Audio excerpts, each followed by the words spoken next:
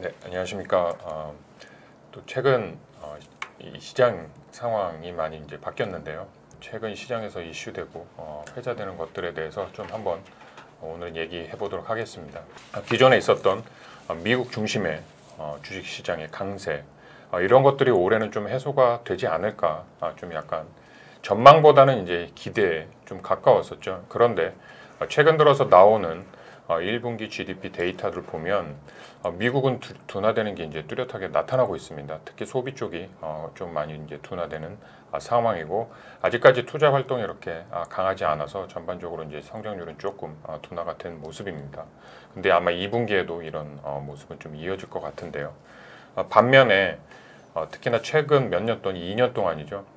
전쟁으로 인해서 경기 모멘텀이 굉장히 안 좋았던 유럽 지역들은 특히나 이 스페인이나 뭐 이탈리아 이런 주변국들의 반등이 굉장히 강하게 나오면서 주식시장도 빠르게 상승한 모습이었습니다. 그래서 미국 시장 대비해서도 좀 강했던 모습을 보여주고 있고, 특히나 최근 몇 년 동안 계속해서 우리를 힘들게 했던 중국 시장도 계속해서 강한 모습을 보이고 있습니다. 물론 아직까지 중국 경제가 완벽하게 회복됐느냐, 이것은 아니지만 그래도 이제 바닥에는 다 왔고 이제 반등할 타이밍이다. 이런 생각들이 좀 많은 것 같습니다. 특히나 최근 나왔던 중국 부동산 부양책도 중국이 이제 내수 부양을 할 의지가 굉장히 좀 강하지 않느냐, 그래서 경기 부양의 의지를 다시 한번 확인할 수 있었던 계기가 아닌가 좀 생각이 듭니다. 그러면서도 이제 1분기 저는 개인적으로 가장 놀랬던 게 우리나라의 성장률이었습니다. 너무 예상치를 훨씬 더 훌쩍 뛰어넘은 결과를 보여주면서 금리를 인하할 수 있을까라는 얘기, 이제 생각도 개인적으로 좀 했었고요. 그러면 한국 경기에 대해서 먼저 살짝 좀 언급을 할 필요가 있을 것 같은데, 좀 이슬비 차장님이 저희 한국 경기 최근 나온 지표 중심으로 좀 한번 얘기를 해주시면 좋을 것 같네요. 네, 1분기 GDP는 예상치를 크게 뛰어넘는 성장세를 보여줬고요. 특히 세부 항목들을 보시면 소매 판매 중심으로, 그러니까 미약할 거라고 우려했던 내수 중심으로 좀 긍정적인 모습이 나왔고요. 건설 같은 경우도 이제 작년에 마무리 못했던 공사들을 이제 올해 온화했던 날씨 영향으로 좀 마무리 공사가 많이 집행된 부분이 있어서 수출은 좋을 거라고 예상이 됐는데 뭐 내수 성장 기여도가 마이너스를 보일 거라 예상했던 부분이 플러스로 전환을 하는 좀 서프라이즈가 있었습니다. 그래서 지금 한국은행의 이제 기준금리 인하에 대한 부분들도 최근에 미국 경기 지표가 1분기에 워낙 좋았고, 그래서 그런 부분들하고도 연관이 돼서 한은도 금리 인하 시점이 3분기, 그리고 일부 하우스들은 4분기까지 크게 밀리는 걸로 지금 시장이 기대가 변화하고 있고요. 이제 다만 내수의 지속 가능성에 대해서는 다들 좀 의견이 분분한 것 같습니다. 아직 그 2분기 지표들이 이제 확인되고 있는 중이고요. 다만 이제 월간으로 나오는 산업활동 동향 지표를 보면 지난달 말에 이제 3월 지표가 나왔는데 3월 지표 같은 경우 보면 설비 투자가 전년 대비, 전월 대비 모두 마이너스 흐름을 보여줬고요. 그리고 소비 같은 경우에는 전월 대비로는 플러스인데 이제 전년 대비로는 마이너스였고, 소비 같은 경우에 3월에 뭐 전기차 관련한 부분이 반짝 반등한 영향이 있다, 좀 그렇게 해석이 되고 있어서 아직 2분기 이후에 소비 개선세 그리고 뭐 내수의 그 좋았던 흐름이 이어질지 여부에 대해서는 저희 같은 경우 아직은 좀 더 지켜보자라는 입장이긴 합니다. 지금 좀 전에 저희 이제 이슬비 차장님이 약간 아직까지는 좀 보수적인 우리나라의 성장에 대해서 좀 말씀을 하셨는데, 주식 관점에서는 어떻게 보시나요?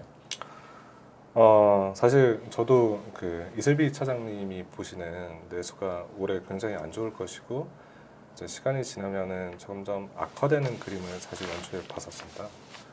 당초에 봤던 뷰보다는 조금 반등하는 모습을 볼 수도 있지 않을까, 이런 생각을 최근에 이제 하고 있고요.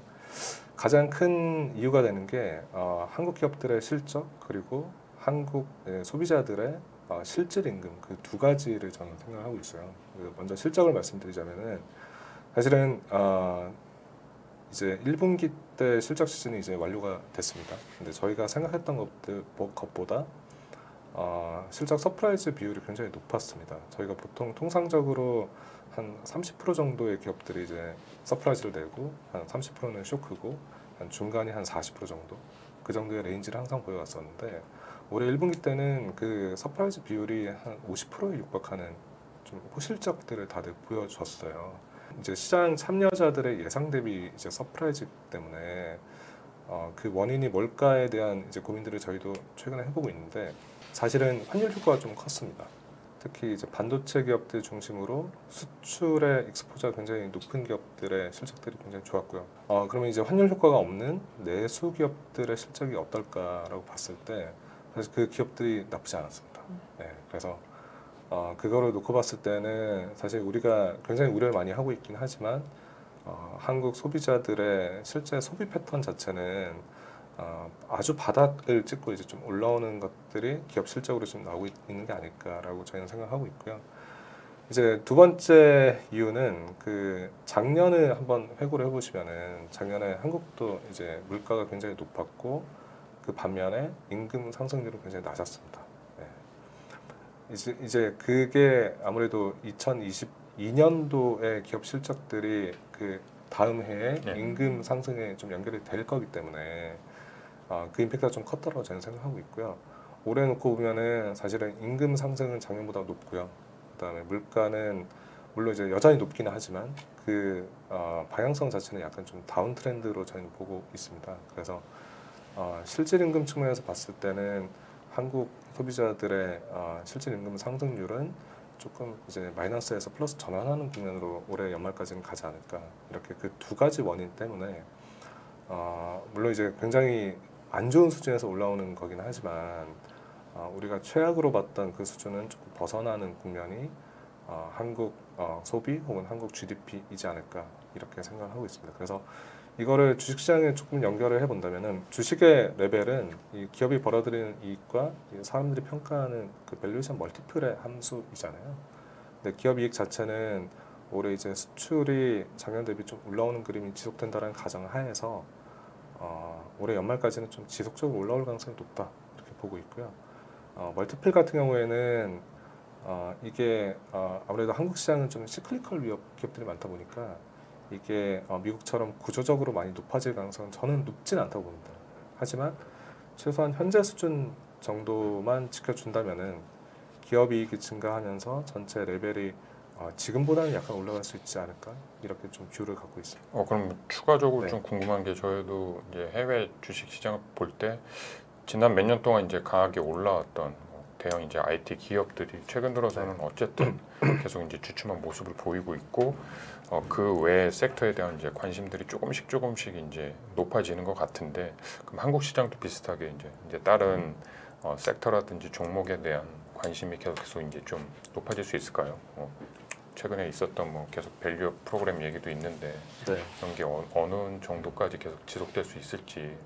사실 뭐 밸류 프로그램은 약간의 그 정책적인 게 크기 때문에 제가 거기에 대해서 가치 판단하기 좀 어렵긴 합니다. 근데 이 밸류 프로그램이 단기에 주식 수익률에 좀 플러스를 줄 것이다라고 저는 기본적으로 가정하고 있지는 않고요.